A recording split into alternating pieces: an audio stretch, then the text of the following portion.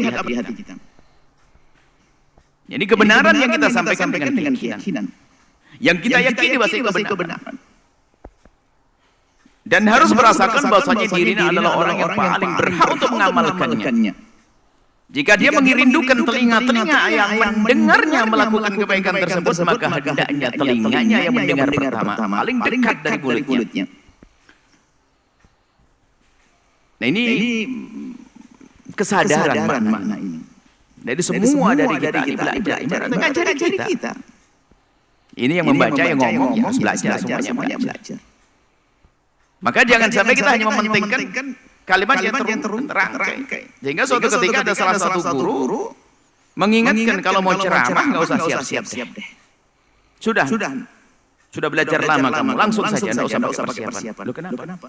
Khawatir kalau kamu mempersiapkan dalam ceramahmu, kamu hanya ingin memperindah secara tutur katamu, kamu lupa bahwasanya yang berikan hidayah adalah Allah. Sehingga kamu hanya mementingkan tentang tutur kata, tidak mengadu kepada Allah Subhanahu wa Ta'ala. Sehingga Imam Nawawi rahimahullah mengajarkan, kalau ingin mengajar jangan lupa urusanmu dengan hatimu dengan Allah. Lalu diajarkan pandang mereka dengan kasih dan cinta. Jadi di saat melihat orang yang diberitahu pun karena Allah, dia melihat dengan hatinya. Sehingga pancarannya itu akan terus merambat. Lalu pindah kepada orang yang mendengarnya. Dapat hidayah. Begitu sebaliknya. Karena itu ada kiswatul qalb. Berangkat dari hati. Omongan itu adalah menunjukkan apa yang ada di dalam hati. Namal kalamu la fil fuadi. Sebenarnya omongan yang sebenarnya hanya di dalam hati. Wa inna ma ju'ila lisanu 'ala al-fuadi dalila. Lisan itu hanya menunjukkan yang ada di dalam hati. Maka di sana ada orang munafik, enggak sesuai antara omongannya dengan yang ada di hatinya. Di hatinya enggak ada kerinduan kepada kebaikan, enggak ada kerinduan kepada kebaikan, tapi dia ngomong yang baik, nanti akan terlihat.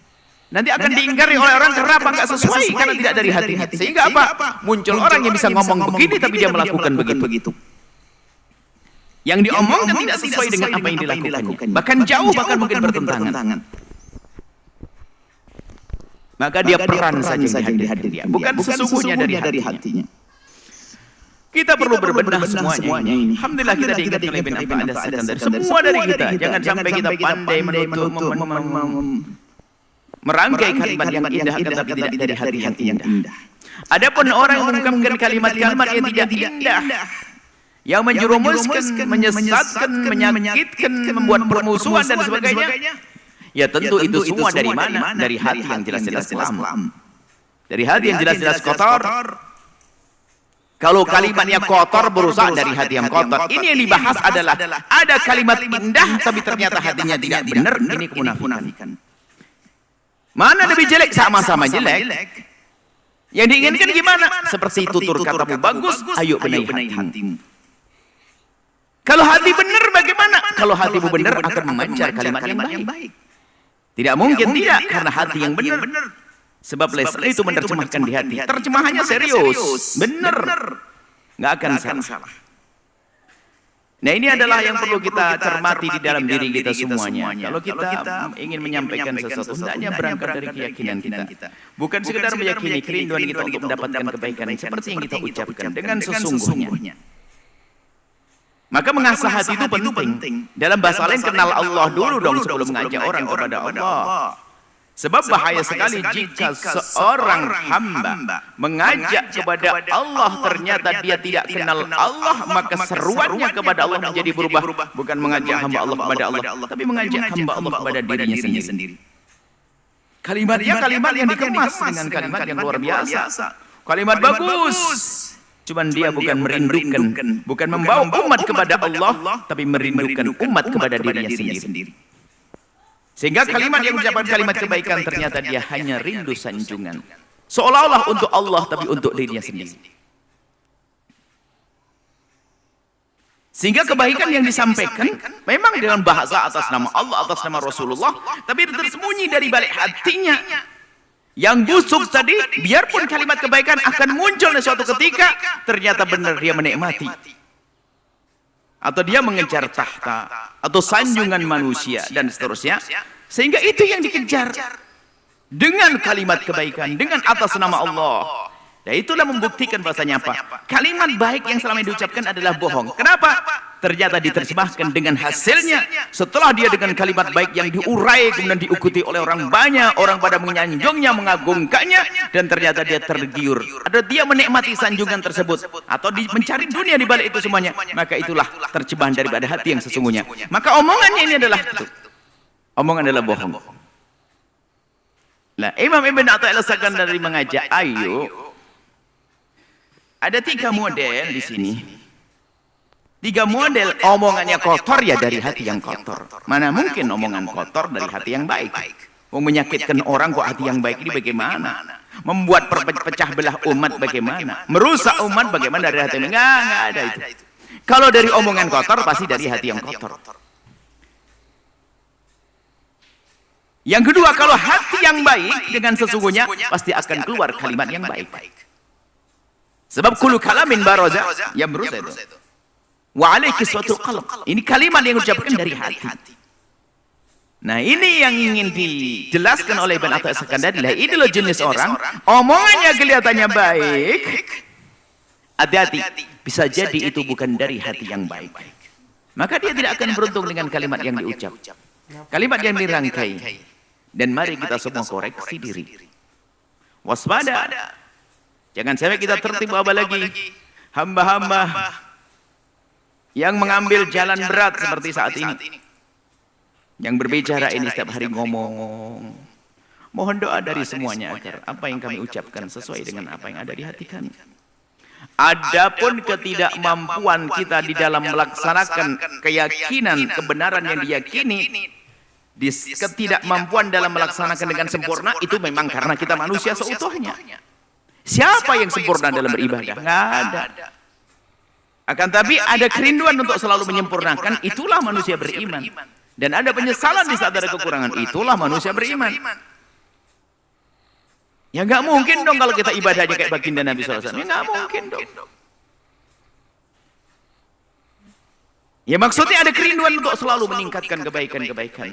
Tidak menjadi para munafikin, tidak menjadi orang yang kelihatannya omongannya, wah Masya Allah segala kebaikan dirang. Tapi dia sendiri tidak ada rindu kepada Allah. Tidak dari pancaran hati. Hati yang rindu kepada Allah Subhanahu wa ta'ala.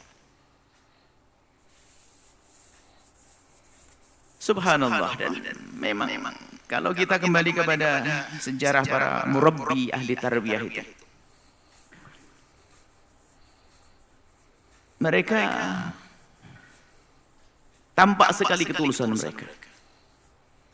Mereka tidak senang kemasyhuran pada masanya. Mereka masyhur setelah itu. Karena muridnya pada manfaat baru di saat masa hidupnya tidak tergolong orang yang sangat masyhur. Bahkan mereka dengan kemasyhuran itu sangat menghindar. Karena tahu itu adalah fitnah. Kalau bukan untuk dirinya, untuk keluarganya. Kalau kita tahu di kampung-kampung bagaimana yang menjadikan masyarakat satu kampung baik semuanya, lihat. Bagaimana mereka kenal sholat tahajud semuanya ini adalah ternyata ada seorang guru yang sangat sederhana. Nggak ada gambarnya di YouTube satupun, nggak ada. Bahkan mungkin nggak kenal. Tapi kenyataannya dia luar biasa. Ketulusannya menjadikan dia adalah menjadi mudah diikuti oleh siapapun. Kalimatnya mudah dipahami, mudah diamalkan, mudah ditiru karena ketulusan. Ini cambuk sebetulnya bagi siapapun yang saat ini mengambil bagian dakwah karena ingin mengikuti zaman. Kita harus mengikuti perkembangan zaman. Cara berceramah pun harus mengikuti zaman, dakwah itu zaman. Oke, mengikuti zaman, dan memang Allah akan menjadikan setiap zaman hamba Allah yang bisa berbicara sesuai dengan pada zamannya. Iya. Akan tapi yang perlu kita sadari adalah peringatan dari Imam Ibn Athaillah Sakandari. Bahwasanya ucapan yang kita ucapkan itu hendaknya berangkat dari hati. Sehingga tugas kita setiap saat mengasah hati. Ketulusan dalam berbuat baik. Dan ini disebutkan yabrus ini, barat ini, wa aliki suatu qalb alladzi minhu baras. Sehingga lihat, katanya mengajak kepada kebaikan.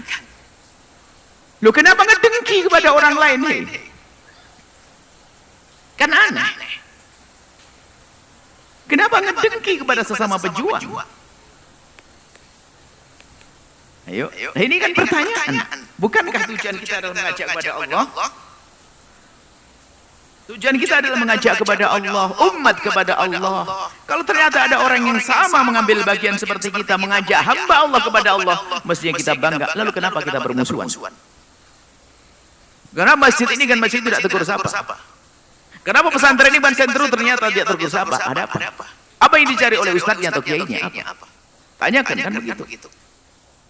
Kalau memang Allah yang dicari, Allah yang dicari, Rasulullah yang dicari, ridho Allah yang dicari.